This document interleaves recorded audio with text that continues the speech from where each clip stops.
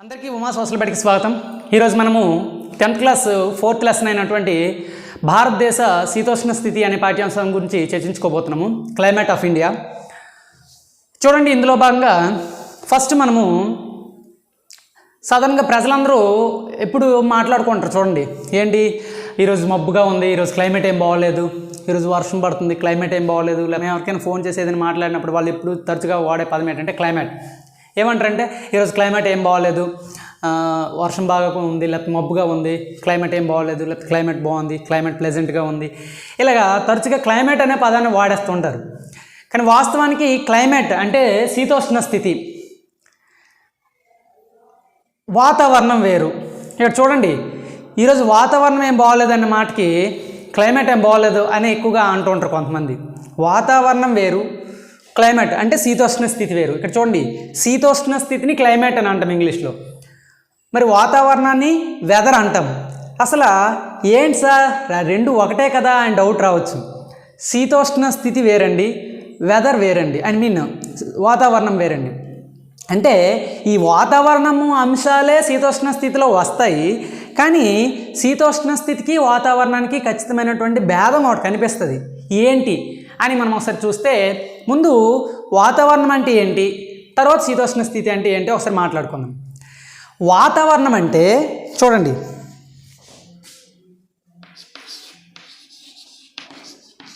ఒక ప్రాంతంలో ఒక నిర్దిష్ట సమయానికి లేదా ఒక నిర్దిష్ట సమయంలో ఉన్నటువంటి వాతావరణ పరిస్థితులు. చూడండి, వాతావరణం అంటే ఏంటి, ఒక ప్రాంతంలో ఒక నిర్దిష్ట సమయంలో ఉన్నటువంటి వాతావరణ పరిస్థితుల్ని మనం వాతావరణం వెదర్ అని అంటాం. సార్ ఇక్కడ వాతావరణ పరిస్థితుల్ని మళ్ళీ వాతావరణం అంటారు ఏంటంటే డౌట్ రావచ్చు. వాతావరణ పరిస్థితులు అంటే అక్కడ వాతావరణంలో ఉన్నటువంటి అంశాలు, ఎలిమెంట్స్ ఆఫ్ వెదర్. అంటే అక్కడ ఉన్నటువంటి ఉష్ణోగ్రత, లేదంటే వాతావరణ పీడనము, గాలి వేగము, గాలిలో ఉన్న తేమ, ఇవన్నిటిని కలిపి వాతావరణ పరిస్థితులు అంటాము. అంటే వాతావరణ అంశాలు అంటే ఒక ప్రాంతంలో ఒక నిర్దిష్ట సమయంలో ఉన్నటువంటి వాతావరణ పరిస్థితులనే మనము వాతావరణం అంటారు. దాన్ని ఇంగ్లీష్లో వెదర్ అంటాము. ఈ వాతావరణం అనేది చాలా తక్కువ సమయంలో కూడా చాలా ఎక్కువ మార్పులు సంభవిస్తాయి ఈ వాతావరణంలో. ఉదాహరణకి ఎప్పటికప్పుడే మారిపోతుంటుంది వాతావరణం. చూడండి, ఉదయం కొంచెం చల్లగా ఉంటుంది, మధ్యాహ్నం అయ్యేసరికి వేడి ఎక్కువగా ఉంటుంది, అంటే ఉష్ణోగ్రత పెరుగుతుందా లేదా. మళ్ళీ సాయంత్రానికి ఉష్ణోగ్రత తగ్గుతుంది, లేదా సడన్గా ఉదయాన్ని మబ్బులేసి వర్షం కురవచ్చు, సాయంత్రంకి వర్షం రావచ్చు. అర్థమైందా? ఇలా ఉష్ణోగ్రతలో పెరుగుదల తగ్గుదల, లేదా వర్షపాతం ఈరోజు వర్షం పడి రేపు పడకపోవచ్చు, ఇలా మబ్బులు కాసి ఈ రోజల్లా కూడా ఎండ రాకపోవచ్చు, లేదా విపరీతమైన ఎండ ఎక్కడం. ఇలా ఈ వాతావరణ పరిస్థితులు ఏవైతే ఉన్నాయో ఇవి చాలా తక్కువ కాలంలోనే ఎక్కువ మార్పులకు గురవుతుంటాయి. ఇలా ఒక ప్రాంతంలో ఒక నిర్దిష్ట సమయంలో అప్పుడున్నటువంటి వాతావరణ పరిస్థితుల్ని వాతావరణం వెదర్ అని అంటాం. ఇది ఎప్పటికప్పుడు ఫ్లక్చువేట్ అవుద్ది, టైంకి చేంజ్ అవుతూ ఉంటుంది. ఈరోజు ఒకలాగా ఉంటే రేపు ఒకలాగా ఉండొచ్చు, ఉదయం ఒకలాగా ఉంటే మధ్యాహ్నం ఒకలాగా ఉండొచ్చు. ఇటువంటి పరిస్థితులను ఏమంటామంటే వాతావరణం వెదర్ అని పిలుస్తాం. మరి శీతోష్ణ స్థితి అంటే ఏమిటి? ఇంక చూడండి, క్లైమేట్ అని అంటాం కదా, ఎక్కువగా వాడతాం క్లైమేట్ బాగోలేదు అది ఇది అనేసి.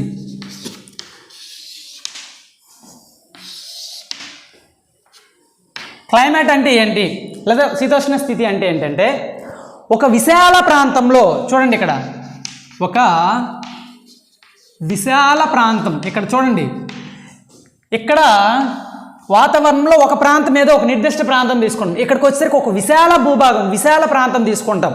ఒక విశాల ప్రాంతంలో కొన్ని సంవత్సరాల పాటు ఒక క్రమాన్ని కనబరిచే వాతావరణ పరిస్థితుల్ని శీతోష్ణ స్థితి అంటారు. చూడండి, డిఫరెన్స్ మీకు అర్థం అవ్వాలి. ఒక విశాల ప్రాంతంలో చాలా వైశాల్యం ఎక్కువగా ఉన్నటువంటి ఒక విశాల భూభాగం, లేదా ఒక విశాల ప్రాంతము, అది భూభాగం అవ్వచ్చు, జలభాగం అవ్వచ్చు, ఒక విశాల ప్రాంతంలో కొన్ని సంవత్సరాల పాటు ఒక క్రమాన్ని కనబరిచే వాతావరణ పరిస్థితుల్ని శీతోష్ణ స్థితి అంటాం. ఇక్కడ చూడండి, కొన్ని సంవత్సరాల పాటు ఒకేలా అనిపించాలి, ఒకే pattern, the same pattern will continue for many years over a larger area. అంటే ఒక విశాల భూభాగంలో ఒకేలాంటి వాతావరణ పరిస్థితులు, ఒకే క్రమాన్ని కనబరిచే వాతావరణ పరిస్థితులు ఉండడాన్ని శీతోష్ణ స్థితి అంటాం. ఇది ఒక 2 రోజులకో 3 రోజులకో నెల రోజులకో ఏం మారిపోయే పరిస్థితులు ఉండవు. ఇక్కడ కొన్ని సంవత్సరాల పాటు అలాగే ఉంటాయి అక్కడ పరిస్థితులు. అక్కడ పరిస్థితుల్లో మార్పు ఏమి ఉండదు. దాదాపుగా ఒక 30 సంవత్సరాల పాటు ఒకేలాంటి వాతావరణ పరిస్థితులు కనబరిస్తే దాన్ని శీతోష్ణ స్థితి అంటాము. అంటే ఫర్ ఎగ్జాంపుల్ ఈ శీతోష్ణ స్థితిని ఆధారంగా చేసుకొని మనము కాలాన్ని విభజించడం అనేది జరుగుతుంది. ఎలాగా? శీతాకాలము, వేసవి కాలము, వర్షాకాలము. సో ఇలా కాలాలను విభజన అనేది ఈ శీతోష్ణ స్థితిని బట్టే మనం చేయడం జరిగింది. ఎందుకు? ఇప్పుడు చూడండి, నవంబర్, డిసెంబర్, జనవరి, ఫిబ్రవరి చలి ఎక్కువగా ఉంటుంది శీతాకాలం. ఇది మరొక 10 సంవత్సరాల తర్వాత అలాగే అనిపించవచ్చు, గత 20 సంవత్సరాల క్రితం కూడా అలాగే ఉండొచ్చు. ఈ నెలలో శీతాకాలం అనేది సహజంగా వస్తుందా లేదా? అలాగే తర్వాత వేసవి కాలము, తర్వాత వర్షాకాలం. అంటే ఇక్కడ చూడండి, ఈ ప్యాటర్న్ అనేది గత 30 సంవత్సరాల నుంచి ఒకే విధంగా ఉందా లేదా? అవే నెలలో శీతాకాలం వస్తుంది, అవే నెలలో వేసవికాలము, అదే నెలలో వర్షాకాలం సంభవిస్తుందా లేదా? కాబట్టి ఈ క్రమం ఏదైతే ఉందో ఒక వరుస క్రమంలాగా ఈ వాతావరణ పరిస్థితులు ఒకే క్రమాన్ని అనుసరిస్తున్నాయి కదా. శీతాకాలం తర్వాత వేసవికాలం, వేసవికాలం తర్వాత వర్షాకాలం. అలా విశాల భూభాగం మీద కొన్ని సంవత్సరాల పాటు ఒక క్రమాన్ని అనుసరించే వాతావరణ పరిస్థితులే మనం శీతోష్ణ స్థితి, క్లైమేట్ అని అంటాం. ఓకేనా? ఇది ఈ వాతావరణము మరియు శీతోష్ణ స్థితి మధ్యలో ఉన్నటువంటి చిన్న డిఫరెన్స్. అందుకే చూడండి, మనము ఈరోజు క్లైమేట్ బాగోలేదు అలాంటి పదాలు ఎక్కువ వాడకూడదు. ఈరోజు వెదర్ బాగుంది లేదా వెదర్ బాగోలేదు ఆ మాట వాడుకోవచ్చు, కానీ క్లైమేట్ అనే పదాన్ని ప్రతిరోజు ప్రతిసారి అనుకోకూడదు. ఇప్పుడు చూడండి, మరి క్లైమేట్ అనేది ఒక దేశానికి ఇంకో దేశానికి మారొచ్చు. ఫర్ ఎగ్జాంపుల్ ఇండియాలో ఉన్నటువంటి భారతదేశ శీతోష్ణ స్థితికి అమెరికాలో శీతోష్ణ స్థితికి వ్యత్యాసం కనిపించవచ్చు, లేదా రష్యాలో ఉన్న శీతోష్ణ స్థితికి మనకి వేరే వ్యత్యాసం కనిపించవచ్చు. ఎందుకు? అక్కడ అక్షాంశాల రీత్యా అది ఉన్నత అక్షాంశాల మీద ఉంది, మన భూమధ్య రేఖ కొంచెం దగ్గరలో ఉండడము, ఇలాంటి పరిస్థితులు బట్టి ఆ దేశానికి మనకి శీతోష్ణ స్థితిలో మార్పు కనిపించవచ్చు. కానీ మన భారతదేశం తీసుకున్నట్లయితే ఈ విశాల భూభాగం మీద కొన్ని సంవత్సరాల పాటు ఒకే క్రమాన్ని అనుసరిస్తున్నటువంటి వాతావరణ పరిస్థితులు ఉన్నాయి. కాబట్టి మన భారతదేశ శీతోష్ణ స్థితి అనేది సపరేట్గా చెప్పుకుంటాం వేరే దేశంతో పోల్చుకున్నప్పుడు. కానీ వెదర్ అనేది ఎక్కడైనా సరే రోజు రోజుకి మారచ్చు, గంట గంటకి మారచ్చు, లేదా ఎప్పటికప్పుడే మారుతుంది. దాన్ని మనము వెదర్గా చెప్పుకోవడం జరుగుతుంది అనమాట. ఇది శీతోష్ణ స్థితి వాతావరణానికి మధ్య ఉన్నటువంటి డిఫరెన్స్. మరి ఈ శీతోష్ణ స్థితిలో ఉన్నటువంటి ఉష్ణోగ్రత, అంటే ఇందులో ఉష్ణోగ్రత అనేసరికి అత్యధిక ఉష్ణోగ్రత, అత్యల్ప ఉష్ణోగ్రత. ఓకే, అంటే గరిష్ట ఉష్ణోగ్రత, కనిష్ట ఉష్ణోగ్రత, అలాగే వర్షపాతము. సో వీటిని మనము కొన్ని గ్రాఫుల ఆధారంగా చూసుకొని గీసామనుకోండి. ఫర్ ఎగ్జాంపుల్ ఇలాగా అత్యధిక ఉష్ణోగ్రత అలాగే వెళ్తూ ఇది అత్యల్ప ఉష్ణోగ్రత, అలాగే వర్షపాతము.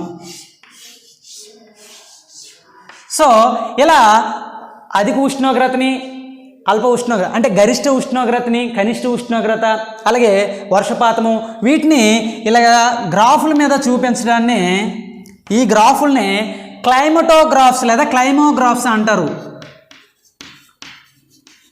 క్లైమోగ్రాఫ్స్ లేదా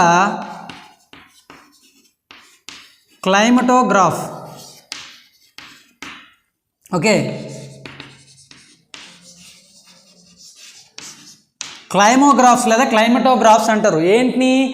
ఏవైతే శీతోష్ణ స్థితిలో ఉన్నటువంటి అంశాలు ఉష్ణోగ్రత మరియు వర్షపాతాన్ని ఒక గ్రాఫ్ రూపంలో చూపిస్తామో ఆ గ్రాఫ్ని క్లైమటోగ్రాఫ్ లేదా క్లైమోగ్రాఫ్ అని పిలవడం జరుగుతుందన్నమాట. మరి ఈ శీతోష్ణ స్థితి వాతావరణంలో ఉన్నటువంటి అంశాలు ఏంటి అని మనం చూసుకున్నట్లయితే ఇక్కడ నుంచి ఈ డిఫరెన్స్ మీకు అర్థమైంది. కాబట్టి ఇక్కడ నుంచి శీతోష్ణ స్థితి వాతావరణం అనేది శీతోష్ణ స్థితిలో భాగమే. కాబట్టి వాతావరణపు అంశాలు శీతోష్ణ స్థితిలో ఉంటాయి, లేదా శీతోష్ణ స్థితి అంశాలు అంటే వాతావరణ అంశాలు అనే గుర్తుపెట్టుకోవాలి. మరి ఈ వాతావరణంలో ఉన్నటువంటి అంశాలు ఏంటి? వాతావరణం లేదా శీతోష్ణ స్థితిలో ఉన్నటువంటి అంశాలు ఏంటి? వీటినే ఎలిమెంట్స్ ఆఫ్ క్లైమేట్ లేదా క్లైమాటిక్ ఎలిమెంట్స్ లేదా వెదర్ ఎలిమెంట్స్ అని ఎలాగైనా పిలవచ్చు. అవి ఏంటి అంటే ఉష్ణోగ్రత, అలాగే వాతావరణ పీడనం,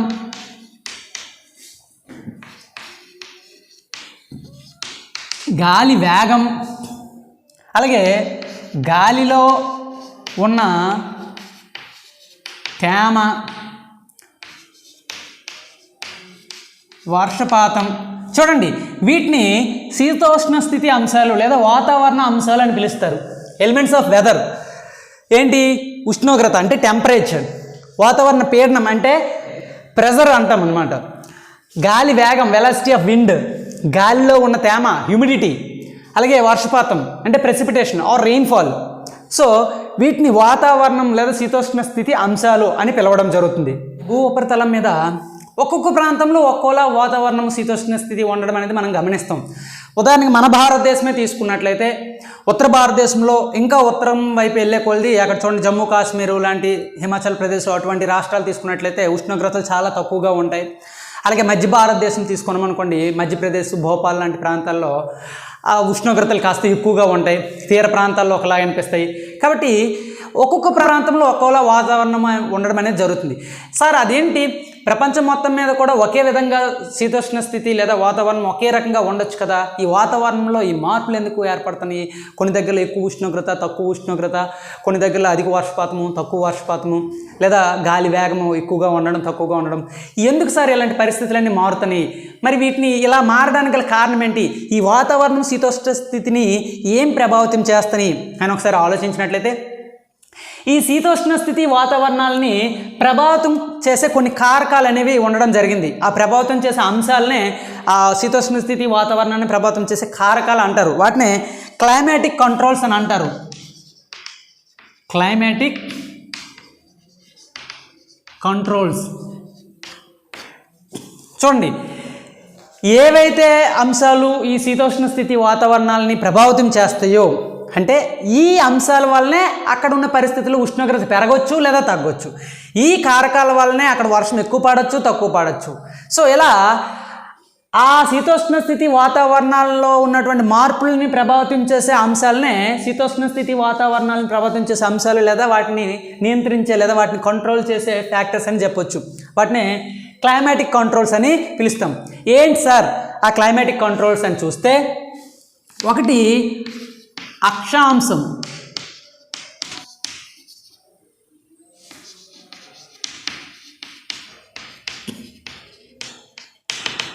అక్షాంశం లేదా భూమధ్య రేఖ నుండి దూరం. ఓకే, రెండవది ఏంటి?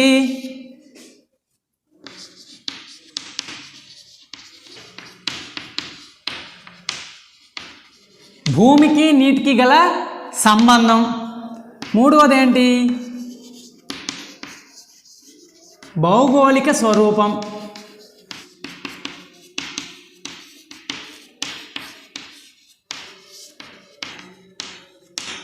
ఉపరితల గాలి ప్రసరణ. చూడండి, ఈ శీతోష్ణ స్థితి వాతావరణాలని ప్రభావితం చేసే కారకాలు ఏంటి అని చూసుకున్నట్లయితే ఈ 4 ప్రధాన కారకాలు.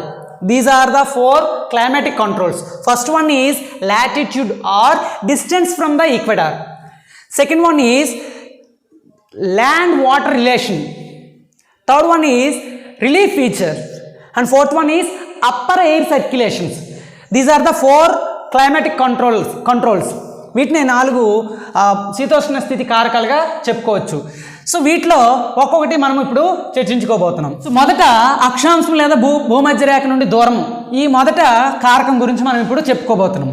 మనము గత తరగతుల్లో చెప్పుకున్నాం ఏంటంటే భూమధ్య రేఖ వద్ద అత్యధిక ఉష్ణోగ్రత ఉంటుంది. భూమధ్య రేఖ నుంచి ఉత్తర ధ్రువం వైపు అలాగే దక్షిణ ధ్రువం వైపు వెళ్ళే కొద్ది ఉష్ణోగ్రతలు తగ్గుతాయి అని మనం గత తరగతుల్లో నేర్చుకున్నాం. దానికి గల కారణం ఏంటి అంటే భూమధ్య రేఖ వద్ద సూర్యకిరణాలు నిట్ట నిలువుగా పడతాయి. అలా భూమధ్య రేఖ నుంచి ఉత్తరం వైపు దక్షిణం వైపు వెళ్ళే కొలది సూర్యకిరణాలు ఏటవాలుగా పడతాయి. ఇది మనకు తెలుసు. కాబట్టి ఈ భూమధ్య రేఖ వద్ద సూర్యకిరణాలు నిట్ట నిలువుగా పడడం వల్ల ఇక్కడ ఉష్ణోగ్రతలు ఎక్కువగా ఉంటాయి. ఈ ప్రాంతం ఎక్కువ ఉష్ణోగ్రతని స్వీకరిస్తుంది సూర్యుడి నుంచి. అలా అక్కడి నుంచి వెళ్ళే కొలది ఈ భూమి వంపు కలిగి ఉండడం వల్ల, గోళాకారంలో ఉండడం వల్ల ఈ సూర్యకిరణాలు అనేవి ఏమవుతున్నాయి? ఏటవాలుగా పడుతున్నాయి ధ్రువాల వైపు వెళ్ళే కొలది. కాబట్టి ఈ భూ ఉపరితలాలు ఏవైతే ఉన్నాయో ఇవి తక్కువ ఉష్ణోగ్రతని గ్రహిస్తాయి.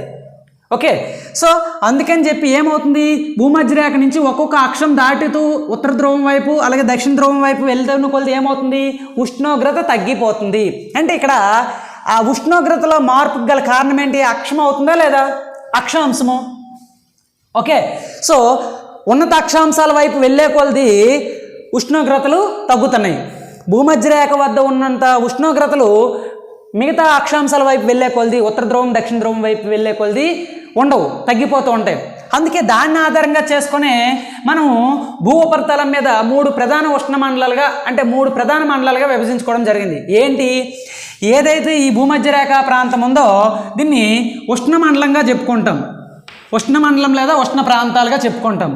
మరి ఈ ధ్రువాల దగ్గరలో ఉన్నటువంటి ఈ ప్రాంతాన్ని ఏ పేరుతో పిలుస్తాము? ధ్రువ ప్రాంతాలు. మరి ఇక్కడ ఉష్ణోగ్రతలు చాలా కనిష్టంగా ఉంటాయి. ఎంతంటే ఇక్కడ నీరు గడ్డ కట్టుకుపోయినంత తక్కువ ఉష్ణోగ్రతలు నమోదవుతాయి అన్నమాట ధ్రువ ప్రాంతాల వద్ద. మనకు తెలుసు అంటార్కిటిక్ ఖండం మొత్తము మంచుతో కప్పబడి ఉంటుంది. ఉత్తరార్ధగోళంలో ఉన్న ఆర్కిటిక్ మహాసముద్రం కూడా ఎక్కువ దాదాపు 270 రోజులు గడ్డ కట్టుకుపోయి ఉంటుందని మనం గత తరగతులు చదువుకున్నాం. కాబట్టి ఇవి శీతల ప్రాంతాలు. ఇది అత్యుష్ణ మండలం అనమాట, అత్యధికంగా ఉష్ణోగ్రతలు కలిగి ఉన్నటువంటి ఉష్ణమండల ప్రాంతాలు. ఈ ధ్రువ ప్రాంతాలకి ఈ అత్యుష్ణ ప్రాంతాలకి మధ్యలో ఉన్నటువంటి ఈ ప్రాంతాలని సమశీతోష్ణ మండలాలు అంటాం.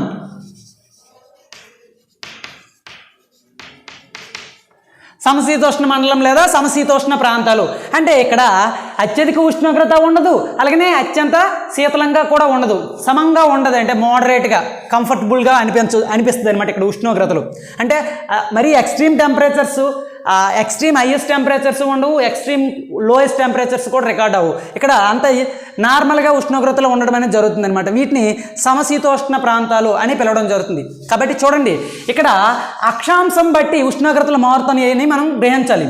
సో ఇక్కడ శీతోష్ణ స్థితిని ప్రభావితం చేసే అంశంలో అక్షాంశము క్లియర్గా కనిపిస్తుంది కదా మనకి. భూమధ్య రేఖ నుంచి దూరం పెరిగే కొలది ఉష్ణోగ్రతలు తగ్గుతున్నాయి అంటే ఇక్కడ భూమధ్య రేఖ నుంచి గల దూరం అనేది శీతోష్ణ స్థితిని ప్రభావితం చేసే కారకంగా చెప్పుకోవచ్చు కదా. సో ఇది ఫస్ట్ ఫ్యాక్టర్ అన్నమాట.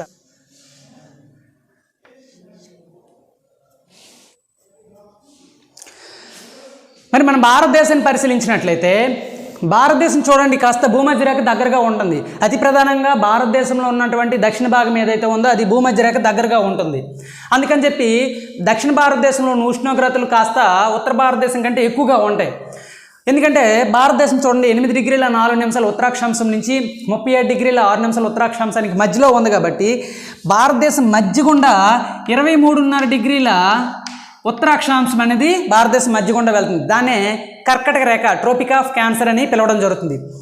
ఏదైతే ఈ కర్కటక రేఖ భారతదేశాన్ని మధ్య గుండా వెళ్తూ 2గా విభజన చేస్తుందో ఆ కర్కటక రేఖకి పైన ఉన్నటువంటి భారతదేశంలో ఉత్తర భారతదేశంలో ఉష్ణోగ్రతలు కాస్త తక్కువగా ఉంటాయి.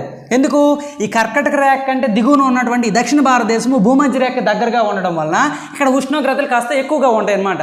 సో ఇలా భారతదేశాన్ని 2 సమభాగాలుగా విభజిస్తున్నటువంటి రేఖ ఏది అంటే 23.5 డిగ్రీల ఉత్తరాక్షాంశము లేదా కర్కటక రేఖ అని చెప్పుకోవచ్చు.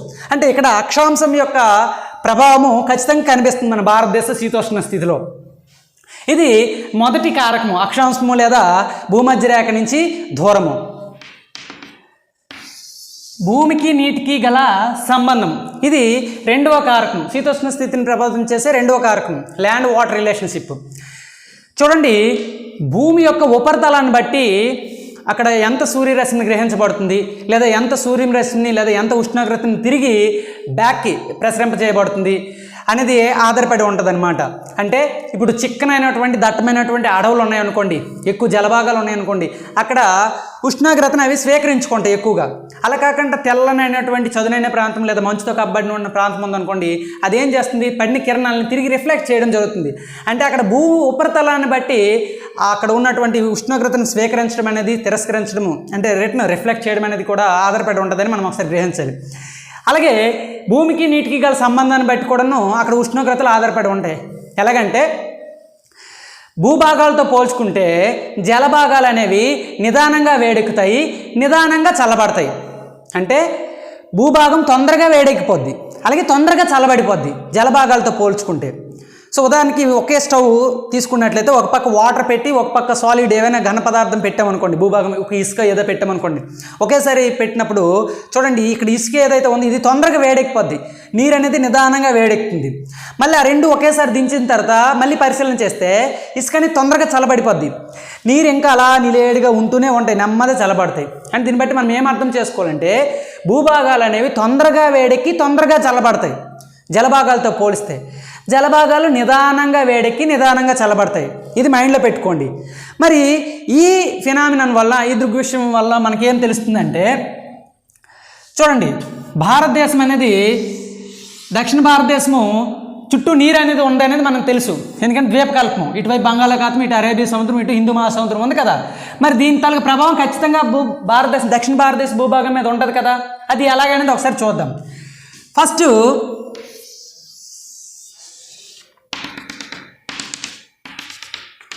ఇదంతా జలభాగాలు, వాటరు, ఇది ల్యాండ్. ఈ రెండింటి మీద రిలేషన్ ఏంటి అని చెప్పుకున్నప్పుడు, సూర్యుడు, సన్ను అంటే అర్థం ఏంటి? పగలు కదా. సో ఈ పగటి పూట ఎండ కిరణాలు భూమి మీద పడతాయి, జలభాగాల మీద, వాటర్ మీద కూడా పడతాయి, మనకు తెలుసు. అయితే ఇక్కడ ఉన్న రిలేషన్ ఏంటి? భూభాగాలు తొందరగా వేడెక్కుతాయి, జలభాగాలు నిదానంగా వేడెక్కుతాయి. అంటే ఎక్కడ ఎక్కువ వేడి ఉంటుంది? భూభాగాల దగ్గర వేడి ఎక్కువ ఉంటుంది. అంటే ఈ భూమిని ఆవరించి ఉన్నటువంటి గాలులన్నీ కూడాను తొందరగా వేడెక్కుతాయా లేదా? అంటే ఇక్కడ వేడి గాలులు ఉంటాయి కదా.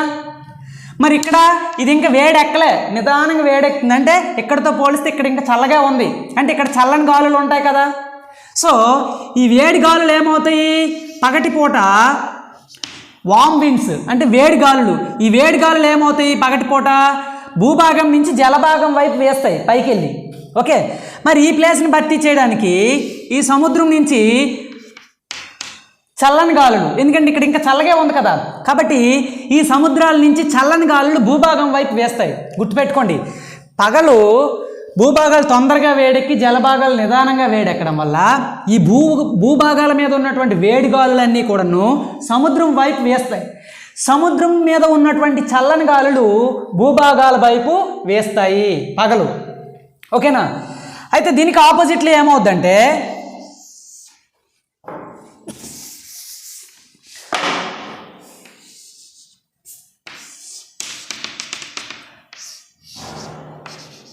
చూడండి, అంటే రాత్రి చంద్రుడు ఉన్నాడు అనుకోండి, రాత్రి ఈ నైట్ టైం ఏమవుద్దంటే భూభాగాలు తొందరగా చల్లబడిపోతాయి కదా, ఇంకా జలభాగాలు నిదానంగా చల్లబడతాయి. అంటే ఇక్కడ ఇంకా వేడి ఎక్కువ ఉంది, ఇంకా వేడిగా ఉన్నది వాటరు, భూమి ఆల్రెడీ చల్లగా అయిపోయింది. అంటే ఇక్కడ వేడి గాలులు ఉంటాయి, ఇక్కడ చల్లని గాలులు ఉంటాయి, ఎందుకంటే భూమి ఆల్రెడీ చల్లగా అయిపోయింది కాబట్టి.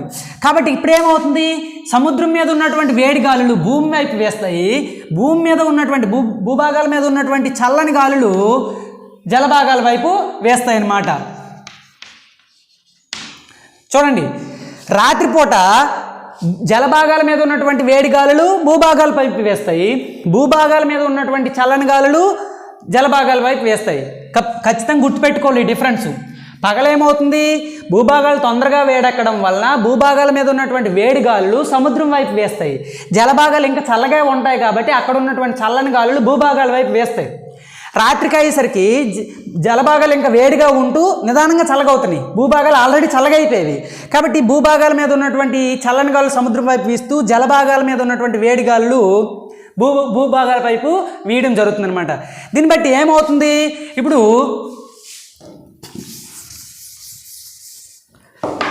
భారతదేశం తీసుకున్నాం, మూడు వైపులా సముద్రం నీరు ఉంది కదా.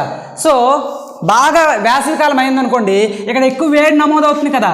అప్పుడు ఏమవుతుంది? ఈ వేడి గాలులు సముద్రం వైపు వీస్తూ సముద్రం నుంచి చల్లని గాలులు వస్తాయి, కాబట్టి ఇక్కడ వేడిని కాస్త తగ్గిస్తాయి అన్నమాట. ఏవి? ఈ సముద్రపు గాలులు. అందుకే ఉత్తర భారతదేశంలో ఉన్న ఢిల్లీ తీసుకోండి. సో మంచి పీక్ సమ్మర్ మే నెలలో తీసుకుంటే అక్కడ 43, 44 డిగ్రీల ఉష్ణోగ్రత నమోదవుద్ది. కానీ అదే టైంలో వైజాగ్ తీసుకోండి, ఇక్కడ అంత ఉండదు, మనకి 38, 39 డిగ్రీల సెల్సియస్ ఉష్ణోగ్రత ఉంటుంది. ఏంటి సార్, మరి ఇది భూమధ్యరేఖ దగ్గరగా ఉంది కదా, ఇక్కడికంటే మరి ఇక్కడే ఎక్కువ ఉండాలి కదా అని డౌట్ రావచ్చు. దానికి గల కారణము సముద్ర సామీప్యత శీతోష్ణ స్థితి.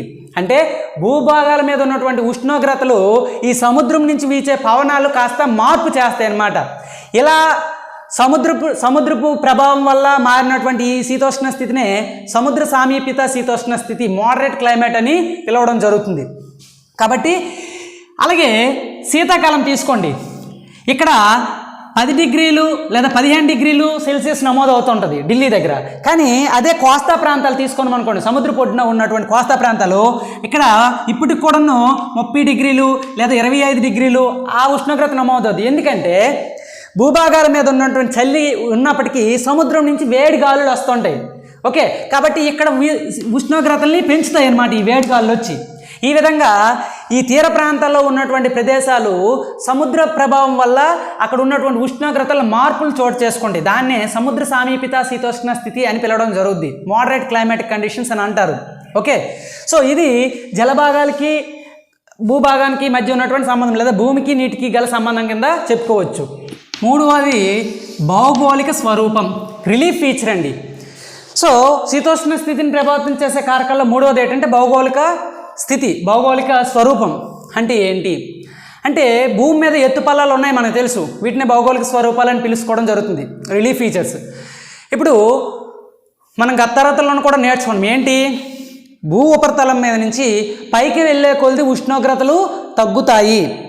When altitude increases temperature will be decreased, ఇది మనకు తెలిసిందే. అయితే ప్రతి 1000 మీటర్ల పైకి వెళ్ళే కొలది మనకి 6.4 డిగ్రీల సెల్సియస్ ఉష్ణోగ్రత అనేది ఏమవుతుంది, తగ్గుతుంది అన్నమాట. Very very important. ప్రతి 1000 మీటర్ల ఎత్తుకు వెళ్ళే కొలది 6.4 డిగ్రీల ఉష్ణోగ్రత తగ్గుతుంది. అంటే ఇప్పుడు సమతలంగా మైదాన ప్రాంతంలో ఉన్న ఉష్ణోగ్రతతో పోల్చుకున్నప్పుడు ఎత్తుగా ఉన్నటువంటి ప్రదేశం మీద ఒకసారి మనం వెళ్ళి అబ్జర్వ్ చేస్తే అక్కడ ఉన్న ఉష్ణోగ్రతకి ఖచ్చితంగా డిఫరెన్స్ మనం నోటీస్ చేయొచ్చు. అంటే మైదాన ప్రాంతాల్లోనే ఎక్కువ ఉష్ణోగ్రత ఉంటుంది, పర్వత శిఖరాల దగ్గరికి వెళ్ళేసరికి తక్కువ ఉష్ణోగ్రత ఉంటుంది. అందుకే చూడండి ప్రపంచంలో ఉన్నటువంటి అన్ని ఎత్తైనటువంటి శిఖరాలు కూడాను మంచుతో కప్పబడి ఉంటాయి. దానికి గల కారణాలు ఏంటంటే భూమి మీద నుంచి ఎత్తుకు వెళ్ళే కొలది ఉష్ణోగ్రత తగ్గిపోయి అక్కడ ఉన్నటువంటి ఏవైతే హ్యూమిడిటీ ఇదంతా ఉంటుందో గడ్డ కట్టి మంచుగా పడుతుంది కాబట్టి శిఖరాలన్నీ మంచుతో కప్పబడి ఉంటాయి. అందుకని చూడండి మంచి పీక్స్ సమ్మర్ టైంలో ఏమవుద్దంటే కొంతమంది వేసవిడి స్థావరాలకి బయలుదేరడం అనేది జరుగుతుంది. కారణం ఏంటంటే ఈ ఉన్నటువంటి పరిస్థితుల్లో ఉష్ణోగ్రత ఎక్కువగా ఉండడం, వేడి ఎక్కువగా ఉందని చెప్పి ఎక్కడైనా చల్లని ప్రాంతాలకు వెళ్దామని వెళ్తుంటారు. ఏంటి అవంటే హిల్ స్టేషన్స్, కొండ ప్రాంతాలు. ఫర్ ఎగ్జాంపుల్ సిమ్లా, ముస్సోరి, రానీట, చక్రాట, అలాగే వెస్ట్ బెంగాల్లో ఉన్నటువంటి డార్జిలింగు, అవే కాకుండా మనకి పశ్చిమ కనుమల్లో ఉన్నటువంటి కొడైకెనాలు, అలాగే నీలగిరి పర్వతాల్లో ఉన్నటువంటి ఉదకమండలం లేదా ఊటీ, ఇవన్నీ కూడా ప్రఖ్యాతిగాంచినటువంటి హిల్ స్టేషన్స్ అనమాట, వేసవిడి స్థావరాలు. భూమి మీద నుంచి ఆల్టిట్యూడ్, సమతల మైదానం నుంచి ఆల్టిట్యూడ్ అంటే ఎత్తు పెరిగే కొలది ఉష్ణోగ్రత తగ్గిపోవడం వల్ల కూడాను శీతోష్ణ స్థితి ప్రభావానికి గల కారణంగా చెప్పుకోవచ్చు. అంటే ఇక్కడ భౌగోళిక స్వరూపం ఏదైతే ఉందో భూమి మీద ఉన్నటువంటి హై ఆల్టిట్యూడ్స్ కూడాను అక్కడ శీతోష్ణ స్థితిని, వాతావరణాన్ని ప్రభావితం చేస్తాయని మనం చెప్పుకోవచ్చు అనమాట. నాలుగవది ఉపరితల గాలి ప్రసరణ. సో శీతోష్ణ స్థితిని ప్రభావితం చేసే కారకాల్లో నాలుగవది ఉపరితల గాలి ప్రసరణ. మనము గత 9th క్లాస్లో చదువుకున్నాం ప్రెజర్ బెల్ట్స్ అంటే పీడన మేకల గురించి మనము 9th క్లాస్లో చదువుకోవడం జరిగింది. సో ఒకసారి గ్లోబ్ను మరొకసారి పరిశీలించినట్లయితే అధిక పీడన మేకలు, అల్పపీడన మేకల ప్రాంతాలు ఇలాగా మనం విభజించుకోవడం జరిగింది. సో ఏదైతే భూమధ్యరేఖ ప్రాంతం ఉందో ఇదంతా కూడాను అల్పపీడనం ఇక్కడ ఏర్పడుతుంది. ఎందుకంటే ఉష్ణోగ్రతలు ఎక్కువగా ఉంటే అక్కడ పీడనం అనేది చాలా తక్కువగా ఉంటుంది. పీడనం అంటే ఏంటి, గాలి బరువుగా కిందకు వత్తడాన్ని పీడనం అంటాం, ప్రెజర్ అంటాం. సో ఇక్కడ ఉష్ణోగ్రత ఎక్కువగా ఉండడం వల్ల గాలులన్నీ పైకి వెళ్ళిపోతాయి కదా, వేడి గాలులన్నీ. అంటే అక్కడ ప్రెజర్ లేదు, కిందకి నొక్కట్లేదు గాలులు, అంటే ఇక్కడ ప్రెజర్ లేదు, లేదంటే లో ప్రెజర్ అసలు లేదు. కాబట్టి దీన్ని అల్పపీడన ప్రాంతం అని అంటాం. సో వాటికి కాస్త ఉత్తరంగా మళ్ళీ చూసుకున్నట్లయితే అధిక పీడనం ఉంటుంది ఇక్కడ. ఎందుకు ఇక్కడ చూడండి, ఈ అల్పపీడనం దగ్గర గాలులన్నీ పైకి వెళ్ళి ఇంకా పైకి వెళ్ళడం వల్ల చల్లబడిపోతాయి, ఉష్ణోగ్రత తగ్గుతుంది కదా. ఆ చల్లపడడం వల్ల ఈ గాలులు మళ్ళీ ఏమవుతాయి, ఇక్కడ దిగుతాయి. దిగడం అంటే ఇక్కడ ప్రెజర్ ఎక్కువగా ఉంటుంది. కాబట్టి వీటిని ఇటువైపు ఉన్నదాన్ని అధిక పీడనం, ఇది అధిక పీడనం అంటాము. ఈ భూమధ్యరేఖ ప్రాంతాన్ని అల్పపీడనం అంటాము కదా. మరి ఇక్కడ గాలులన్నీ పైకి వెళ్ళిపోతే మళ్ళీ వేరే దగ్గర నుంచి చల్లని గాలులు ఇక్కడ రావాలి కదా. ఈ అధిక పీడనం దగ్గర నుంచే ఈ చల్లని గాలులు అనేవి భూమధ్యరేఖ వైపు వీయడం జరుగుతుందన్నమాట. ఇది 9th క్లాస్లో మనం చదువుకొని ఉంటాం ఆల్రెడీ. సో ఈ అల్పపీడన మేకలం ఏదైతే ఉందో భూమధ్యరేఖ ప్రాంతము, ఈ అల్పపీడనానికి ఉపాయన రేఖ అధిక పీడనం నుంచి గాలులు వేస్తాయి. వీటినే వ్యాపార పవనాలు అంటారు. ఓకేనా, వ్యాపార పవనాలు అని పేరుతో పిలుస్తారు, ట్రేడ్ విండ్స్ అని అంటారు వీటిని. ఓకేనా. సో జర్మన్ పదము, దీని అర్థం ట్రేడ్ అనే జర్మన్ పదానికి అర్థం ఏంటి? ట్రాక్, అంటే ఒకే దిశలో స్థిరంగా పయనించేవి అనే అర్థం వస్తుందన్నమాట. జర్మన్ భాషలో ఈ ట్రేడ్ అంటే ఏంటి? ట్రాక్, అంటే ఒకే దిశలో స్థిరంగా వీచేవి, స్థిరంగా పయనించేవి అని అర్థం వస్తుంది. మరి మన భారతదేశం ఏ ప్రాంతంలో ఉందంటే తెలుసు, కర్కటక రేఖ అనేది భారతదేశం రెండుగా విభజన చేస్తుందని తెలుసు కదా. సో భారతదేశం అనేది ఈ శుష్క ఈశాన్య పవనాల ప్లేస్లోనే ఉంది. అంటే ఈశాన్య పవనాలు చూడండి ఇటువైపు వేస్తున్నాయి కదా, ఈ ప్రాంతంలోనే భారతదేశం ఉంది. అంటే మనకి ఈ శుష్క ఈశాన్య పవనాల యొక్క శీతోష్ణ స్థితి పరిస్థితులు మన భారతదేశంలో కనబడడం అనేది జరుగుతుందన్నమాట. మన భారతదేశ శీతోష్ణ స్థితి ఉపరితల గాలి ప్రసరణ ద్వారా కూడా ప్రభావితం చెందుతుందని చెప్పుకోవచ్చు. అదే అప్పర్ ఎయిర్ సర్క్యులేషన్స్. అది ఏంటి అంటే చూడండి, భూ ఉపరితలానికి 12,000 మీటర్ల ఎత్తులో, అంటే 12 కిలోమీటర్లు, జనరల్గా మనము ఎత్తుని మీటర్లుగా చెప్పుకుంటాం కాబట్టి చూడండి, ఉపరితలానికి 12,000 మీటర్ల ఎత్తులో, భూ ఉపరితలానికి 12,000 మీటర్ల ఎత్తులో అత్యంత వేగంగా వీసినటువంటి గాలులు ఉంటాయి అన్నమాట. వాటిని జెట్ స్ట్రీమ్స్ అని పిలవడం జరుగుతుంది. అంటే జెట్ ప్రవాహాలు అంటారు.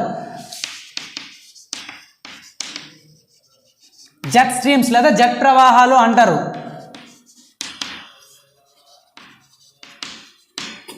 ఇవి చాలా వేగంతో వేస్తాయి. ఎక్కడ? భూ ఉపరితలానికి 12,000 మీటర్ల ఎత్తులో అతి వేగంగా వీచినటువంటి ఈ పవనాలని జెట్ ప్రవాహాలు లేదా జెట్ స్ట్రీమ్స్ అని అంటారు. సో ఇవి చూడండి, వేసవికాలం తీసుకుంటే గంటకి, సమ్మర్లో అయితే గంటకి 110 కిలోమీటర్ల వేగంతో వేస్తాయి. 110 km/h ఇన్ సమ్మర్ సీజన్. అదే వింటర్ తీసుకున్నాం అనుకోండి, అంటే శీతాకాలం తీసుకున్నాం అనుకోండి, 184 కిలోమీటర్ల వేగంతో వేస్తాయి అన్నమాట. గంటకి 184 కిలోమీటర్ల వేగంతో వేస్తాయి. కాబట్టి ఎక్కడైతే ఏ ప్రదేశాలు అయితే ఈ జెట్ స్ట్రీమ్స్ అత్యంత వేగంతో ప్రయాణం చేస్తాయో ఆ చుట్టుపక్కల ఉన్నటువంటి వాతావరణాన్ని కూడాను చల్లబరుస్తాయి అన్నమాట. కాబట్టి ఆ జెట్ స్ట్రీమ్స్ ప్రయాణం చేస్తున్నటువంటి చుట్టుపక్కల ఉన్నటువంటి వాతావరణం అంతా కూడా చల్లబడడం వల్ల ఒక్కోసారి వర్షాలు కూడా చక్కగా పడడం అనేది కూడా జరుగుతుందన్నమాట. అయితే మరి అటువంటి జెట్ స్ట్రీము మనకి 25 డిగ్రీల ఉత్తర అక్షాంశం వద్ద, చూడండి 25 డిగ్రీల ఉత్తర అక్షాంశం వద్ద ఇటువంటి జెట్ స్ట్రీమ్ ఒకటి ప్రయాణం చేస్తుంది. దాన్ని తూర్పు జెట్ ప్రవాహం అని పిలుస్తాం. ఓకే, అంటే 25 డిగ్రీల ఉత్తరాక్షాంశం అంటే చూడండి, మన భారతదేశం మధ్య కూడా 23.5 డిగ్రీల ఉత్తరాక్షాంశం ఉంది కదా. అంటే దానికంటే మరి కాస్త పైన 25 డిగ్రీల ఉత్తరాక్షాంశం ఏదైతే ఉందో ఆ ఉత్తరాక్షాంశం పైన భూమికి 12,000 మీటర్ల ఎత్తులో ప్రయాణం చేస్తున్నటువంటి జెట్ స్ట్రీమ్ పేరేంటి? తూర్పు జెట్ ప్రవాహము. సో ఈ జెట్ ప్రవాహం వల్ల ఆ చుట్టుపక్కల ఉన్నటువంటి వాతావరణ పరిస్థితులన్నీ చల్లబడి అక్కడ వర్షాలు ఎక్కువ కురవడానికి దోహదపడుతుంది అనమాట. ఇలా మనకి శీతోష్ణ స్థితిని ప్రభావితం చేసే కారకాలు 4. అందులో మొదటిది ఏదంటే అక్షాంశం లేదా భూమధ్య రేఖ నుంచి ఉన్న దూరము, the distance from the Ecuador. రెండవది ఏంటి? భూమికి నీటికి గల సంబంధము, ల్యాండ్ వాటర్ రిలేషన్షిప్. మూడవది ఏంటంటే భౌగోళిక స్వరూపము, అంటే రిలీఫ్ ఫీచర్. నాలుగవది ఉపరితల గాలి ప్రసరణ, అంటే అప్పర్ ఎయిర్ సర్క్యులేషన్స్. ఈ నాలుగింటిని కూడాను క్లైమాటిక్ కంట్రోల్స్, అంటే శీతోష్ణ స్థితిని ప్రభావితం చేసే కారకాలు అంటారు. మొదట మనం చెప్పుకున్నవి ఏంటి? వాతావరణంలోని అంశాలు, ఎలిమెంట్స్ ఆఫ్ వెదర్. అంటే ఏంటి? ఉష్ణోగ్రత, అలాగే వాతావరణ పీడనము, అలాగే గాలిలో తేమ, అలాగే గాలి యొక్క వేగము, వర్షపాతము, అవన్నీ కూడాను వాతావరణంలో ఉన్నటువంటి అంశాలు. ఇవి వాతావరణం లేదా శీతోష్ణ స్థితిని ప్రభావితం చేసే కారకాలు. సో మనం తర్వాత వీడియోలో భారతదేశంలో ఉన్నటువంటి కాలాలు, వేసవి కాలము, శీతాకాలము, ఋతుపవన కాలము, అలాగే తిరోగమన ఋతుపవన కాలము, అండ్ భూగోళం వేడెక్కడము, అంటే మానవ జనిత కారణాల వల్ల భూగోళం వేడెక్కడం కానీ, వాతావరణ మార్పులు, వాటి యొక్క ఫలితాలు, వీటన్నిటి గురించి తర్వాత వీడియోలో చర్చించుకుందాము. ఈ లెంత్ ఎక్కువ అవడం వల్ల తర్వాత వీడియో కింద అది అప్లోడ్ చేయడం జరుగుతుంది. Thank you all of you. Bye now.